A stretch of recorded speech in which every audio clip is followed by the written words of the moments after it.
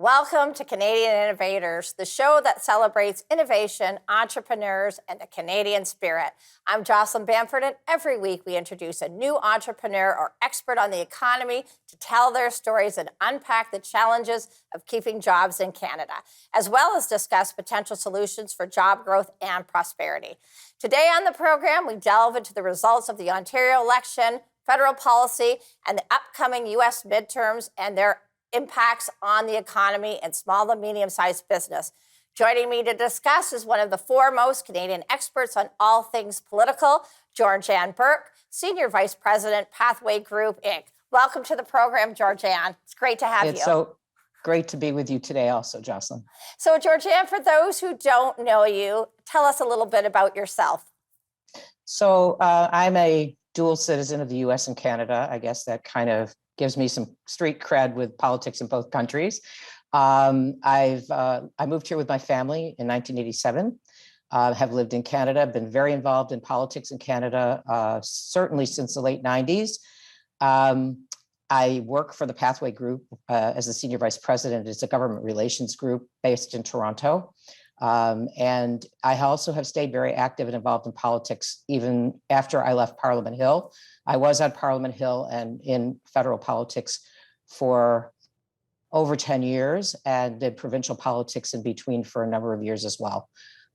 So I thoroughly enjoy discussing these things. I like to look at the future through a political lens and also through a non-political lens.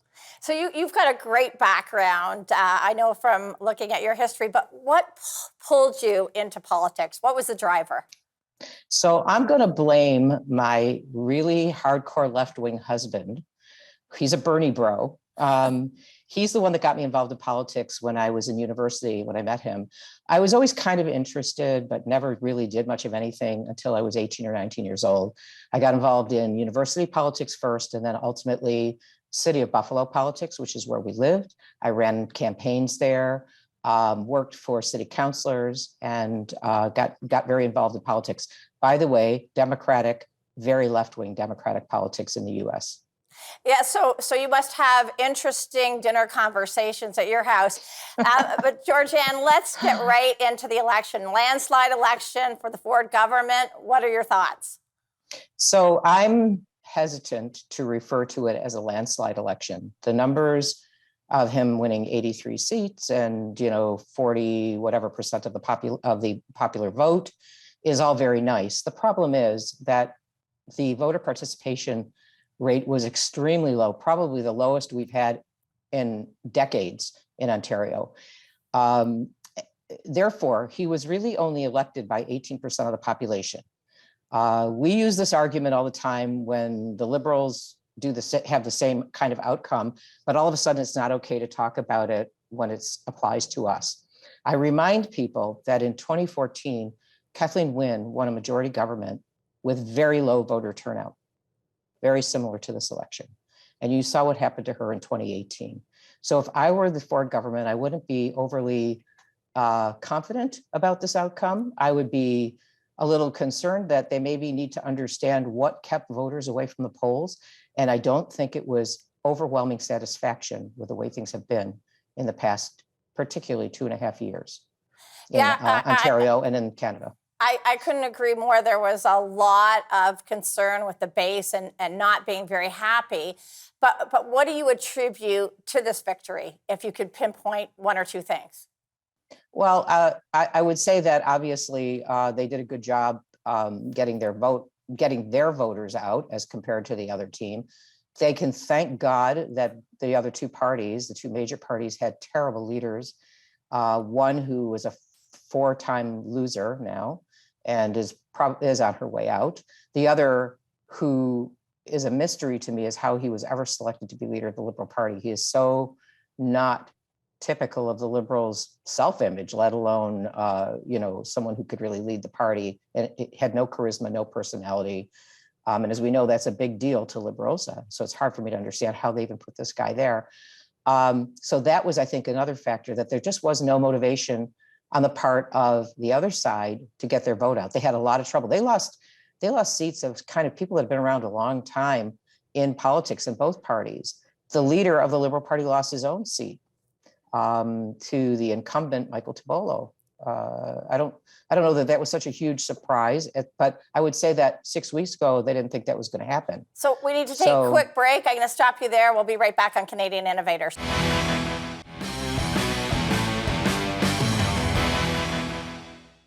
Welcome back. You're watching Canadian Innovators. Joining me today is Georganne Burke, Senior Vice President of Pathwaygroup, and we're discussing the Ontario election. And before we went to break, Georganne, we were talking about that the opposition wasn't that strong, and I have to agree with you there. Georganne, many of the supporters of Ford Nation were absolutely furious at being the most locked down jurisdiction in North America and the vaccine mandates after we were promised that they wouldn't bring them in. So let's look in the review mirror. How do you think they handled the pandemic? So it's no secret to anyone, including the Ford government, that I was very unhappy with the way this was done. I probably am one of those Ford Nation people that's very unhappy with it. I was a big supporter of Doug's. I wanted to see him be the leader, mostly because I believe that he was the kind of guy that wouldn't do this kind of stuff. But he seemed to fall into the trap of reading the polls and deciding that there were people who wanted these lockdowns. I don't know who they were talking to. I'm not aware of anybody who wanted it. I know that people went along with it for a while because they weren't sure of what was happening with COVID. But when they saw that kids didn't really get sick, that it was mostly the elderly or people with underlying health conditions that were at high risk, I think they had a hard time understanding why they insisted on these draconian measures which they put forward. And I'm not so sure that the big gap in the vote, that big gap that we talked about in the last segment between who voted and who didn't, isn't largely because people said to themselves, Tweedledum, Tweedledee. I don't know how these guys are any different from each other. They all are talking about locking us down. They all have talked about it in the past. They all would have done and did the same things. So I think that's a huge problem. And I do believe that it was a factor in the people not going to the polls more than people going to the polls. And there certainly were people that decided they were just going to sit this one out, and you saw that reflected in the results. Yeah. And people were livid on having big box stores open and small businesses shut down. And anyone that traveled outside of the country saw it was a different world in the United States. And I think that came back to haunt voter turnout. We're going to play a little bit of Doug Ford's election speech and get your comments, Georganne. If you've had to worry about your job at the local auto plant, I want you to know we're investing in the future of Ontario's auto sector. If you're a student who wants to work in the tech sector, we will have a job waiting for you. If you're a newcomer with a degree who can't get a job in your field, we'll make sure you can get credentials you need. This is what we're working for. This is what the Ontario dream is all about. And my promise to you, you have my word that every single day I will get up and I will get to work. And I will do everything in my power to deliver on this dream. Because tonight's victory, it isn't about me, it isn't about the party. This victory belongs to every worker who knows that they deserve better. It belongs to every family who knows that they can dream bigger. But most of all, this victory belongs to each and every one of you. Georganne, your thoughts on that speech? I think it's very nice that he talks about the auto sector and the tech sector. What about the small businesses that have been destroyed over the past 2 years, literally decimated? The tourism industry, the hospitality industry, the small neighborhood mom and pop stores, the small little clothing stores that people used to love to frequent, who were not allowed to have more than 2 people in the store at a time, masked up and socially distanced, while you could go to Walmart. As a matter of fact, I remember a phone call one morning with my company, and one of our members of our company was at Walmart actually doing some pre-Christmas shopping. And he said it was like cheek to jowl. And this was December of 2020. It was cheek to jowl. People were on top of each other. Those stores were open, and all of the little stores were forced to be closed. So I'm not sure. I mean, I think it's very nice that they want to rebuild and want to do all these things, but they have a lot to make up for. A lot of destruction has happened over the past 2.5 years. And a lot of people have lost everything. People have lost their homes, they've lost their savings, they've lost their businesses, and there is not enough money that the government can put up to fix this.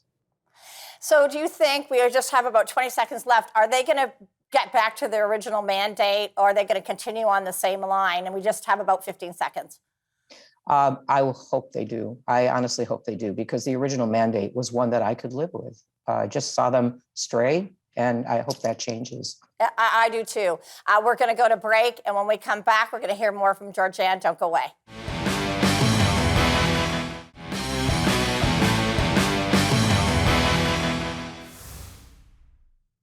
Welcome back. My guest today is Georganne Burke, Senior Vice President of Pathwaygroup. But before we went to the election, or talked about the election and went to break, you had mentioned something that I think was really important, and that's the Ontario government's very much focusing on the EV and automotive manufacturing. And there is so much more to the Ontario economy than just automotive. What do you see the government focusing on, and how do we get them to focus outside of the automotive industry? So in theory, if they follow through on some of the things that they did start, like in the last few months, things in the area of developing the trades and having more, apprenticeships and training for people to get into the trades, maybe this implies that they plan to assist in some way. I don't want government interference, but I'd like to see the government clear the way for the construction industry to get started again, which has been really handicapped during this period. They are talking about roads, they are talking about infrastructure, and I honestly hope they do that. That is something that Ontario urgently needs. I'm actually constantly shocked at the condition of the highways and the bridges in the province, and I'm hoping that they're going to get to work on that. And of course, they must do something to give some relief to the hospitality and tourism industries, which are essential and crucial in Ontario. You're a manufacturer. You know how the manufacturing sector has been hurt. The supply chains have been affected by all of this. This is something that Doug Ford needs to speak to the federal government about, because a lot of the control over the supply chain rests with them. And he really needs to start advocating for this province and for his manufacturers. Absolutely. And advocating to end the carbon tax would be one way that he could yes. really help out, and had originally promised to. Everyone is talking about inflation. So let's pivot and talk about the federal government and how federal government policy has impacted inflation. What say you, Georganne? Well, obviously, you hinted at it in your last comment about the carbon tax, which was layer one of this problem. The second problem is that they absolutely hate the resource industry, the fossil fuel industry, which is in large part fueling the overall inflation. When the cost of transport goes up because the cost of fuel goes up, have you seen the cost of diesel fuel these days? We know that the cost of everything that gets delivered is going to be negatively impacted. Prices are going to rise just because of that alone, let alone the other problem, which is that we can't get people to work. With all the money that they've thrown into the economy for COVID, people are not incentivized to go back to work.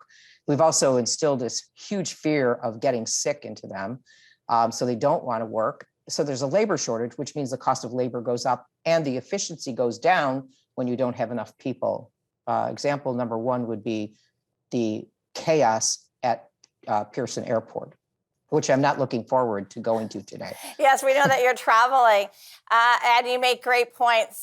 We're seeing the impacts on federal government, and not only on manufacturing, but it's going to hit the farming industry, because fertilizer prices are going to go up because fossil fuel is a key component of fertilizer. So the war in the Ukraine was really an eye-opener for the resource sector, and how affordable energy is really linked to democracy. What are your thoughts on this, Georganne, in the minute we have left?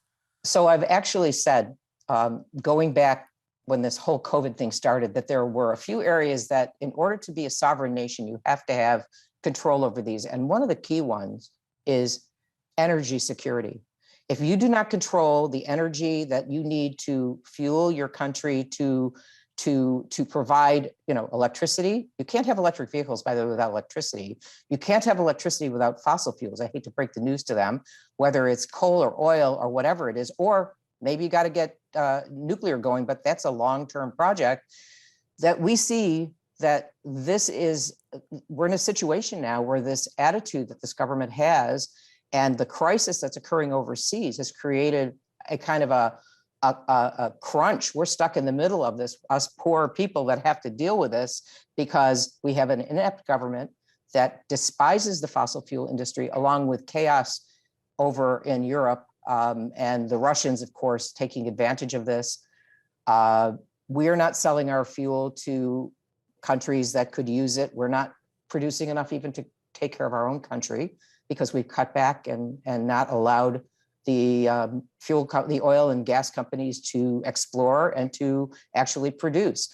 So this is the mess we've gotten ourselves into. By the way, electric vehicles cannot be produced without fossil fuels, without resources, which we're not actually allowing to happen. Yeah. Well, so we're going to go to a quick break. Don't go away. You're watching Canadian Innovators.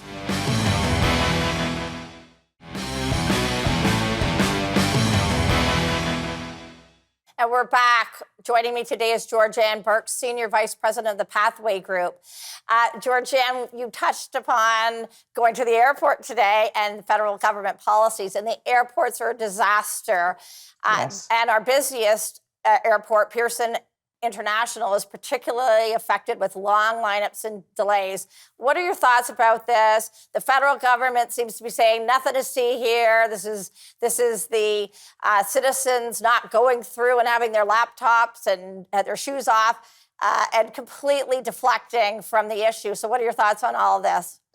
So obviously that's baloney. I was at the airport coming back from Florida a few weeks ago, and it took me 2 hours to get out of customs and to get my bag. And that was when it wasn't half as bad as it is now. Now it's just awful.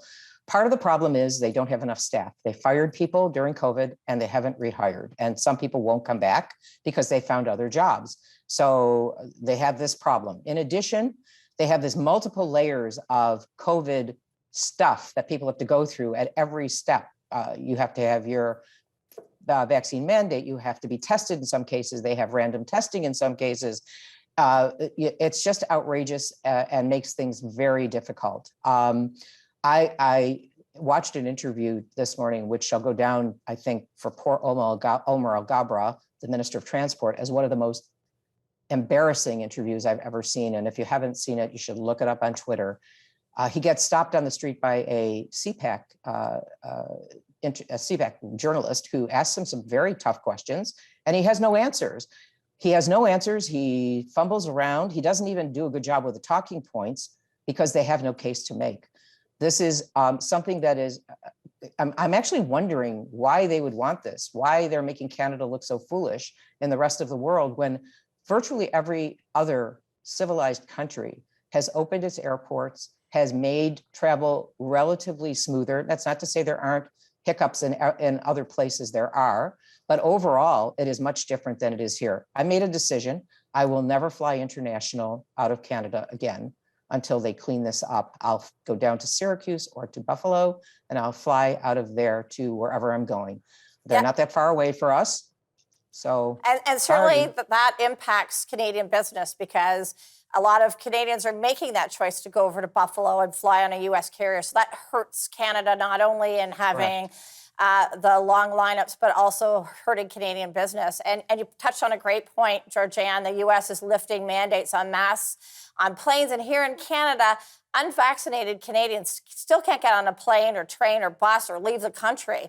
And the federal government... That is actually the most egregious, horrifying thing that I've seen, that because someone refuses to have something injected into their body, I'm fully vaccinated. I made the decision for myself to do this, but people who don't want to or can't or don't need to because they're naturally immune are being punished, unreasonably punished, for something that is none of the government's business. They don't belong in this area of personal rights, and they should get out of it and stop it now. Yeah, and It's horrifying. They're just clinging to those policies. The federal government, having purchased an amount of vaccine that will vaccinate everybody 4 or 5 or 6 or 7 times over, is sending out this trial balloon through their media partners about mandating a 3rd dose and changing the definition of fully vaccinated. What's going on with that, and how do you think Canadian citizens will react in the minute we have left?